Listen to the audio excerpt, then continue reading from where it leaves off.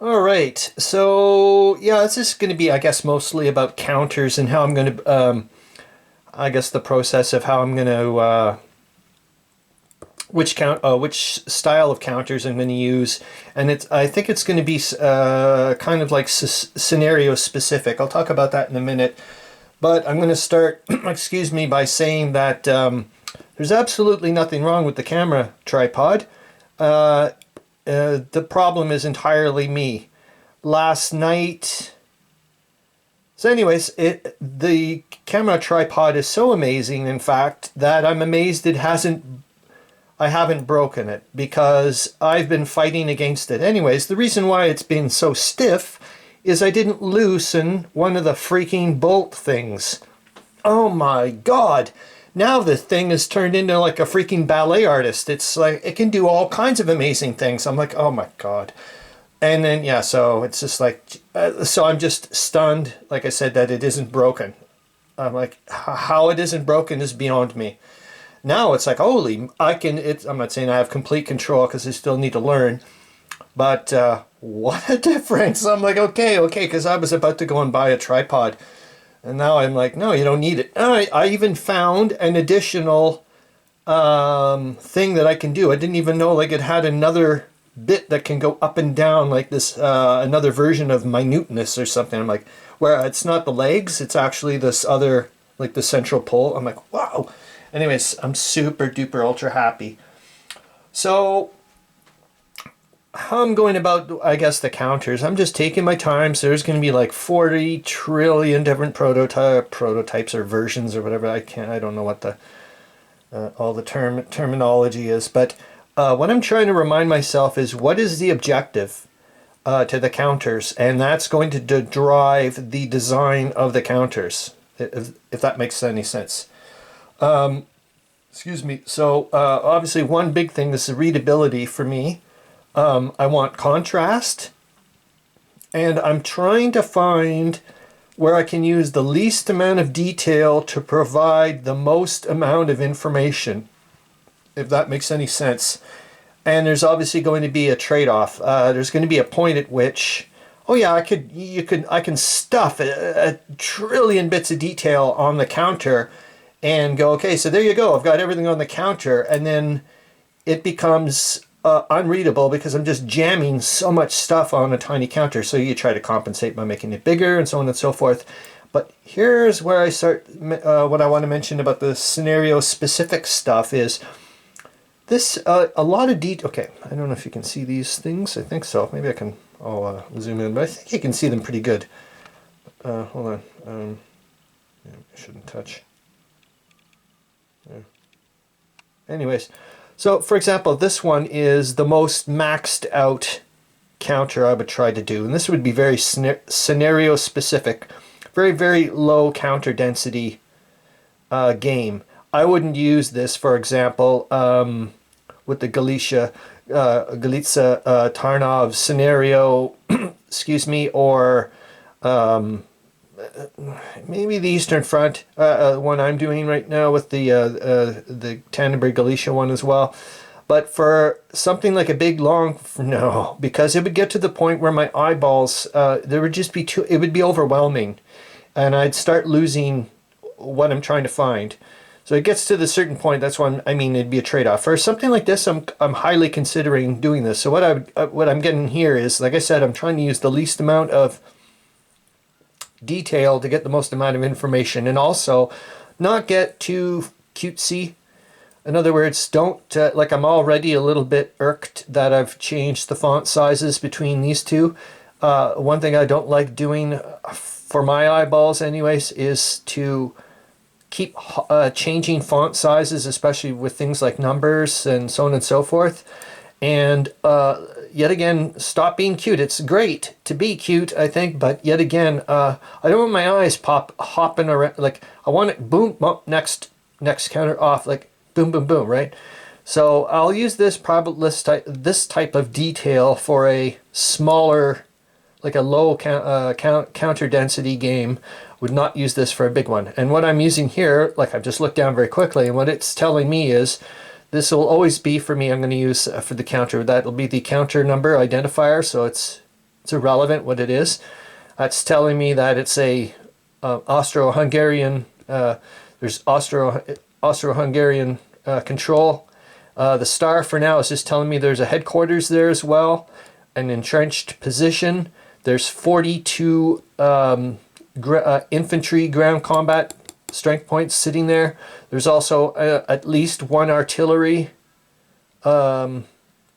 unit present there. There's also some German troops shared there as well, and there's also some cavalry. That would be the most I would ever want to go. I think if I'm going to go off into doing like the Grand Campaign or something, maybe here, but I wouldn't use that font size. You see what I mean? These are these were all ones I'm just playing around with. What do I do like? I'm going to, I think I'm going to stick with, and yet again, font type, you know, like what looks good. This one I can't remember the name of, but I like it because it doesn't pop in a lot of these little funky little extra pixels here and there, you know what I mean? Like with number 1 or the A's got like a little, you know, none of that nonsense. I want crisp and clean and, you know, no caffeine kind of thing. Like, let's get, you know, look, and off we go. So here, yeah, like you can see, I've made the fortress symbol smaller, which I like, due to the fact I can use a bigger font and it's not so crowded. Same font size, but look how crowded that is. Also, yet again, this one is just telling me, for example, so I'm going to do this, I'm going to be using letters for the fortresses because I like that size, and if I go any big, or like I can't use like 100 or like it's going to be a lot of counters for later on or whatever, but I like that. So what I'm doing is I'm going to, for the fortresses is if it's clear in the middle, it's going to tell me there's no troops, no ground combat troops present there. If it's shaded, irrelevant what just if it's shaded that color, then I know that it's there's some ground combat units, there's some infantry units there. The number in the inside is just going to be the fortress strength point units.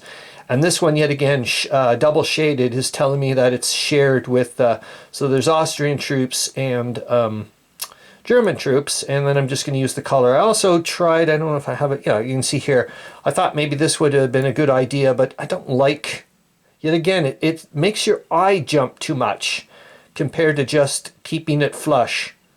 But then again, maybe I'll just enhance the contrast between, you see what I mean, the colors. But I'm probably going to, and yet again, the size of the counter, especially with Der Weltkrieg, because the flippin' hex size is so important. I like this size. It's a really beautiful size, great for readability, but not so much when I start putting a lot of other counters of that size. I don't know if I have another one. Yep. When I start putting a lot of them adjacent, it's going to be a little bit more tricky for me to play with the forceps. So I'm not going to use this size. It's only, I'm probably going to go down to, but this one's a nice one. I think I may go like the Goldilocks one. I can't remember. There's one around here somewhere where it's just a little bit bigger. But could be this one. And it seems to give me enough space to play with in between. So when there's a lot of counters, like I'm not knocking them around. Even remember, I'm trying to get rid of stacking, so it's gonna be sweet, sweetie, sweet. And then I also want to be able to see a bit more of, well, obviously the hex number as much as possible, and the hex sides, since as we know that's extremely important for this game.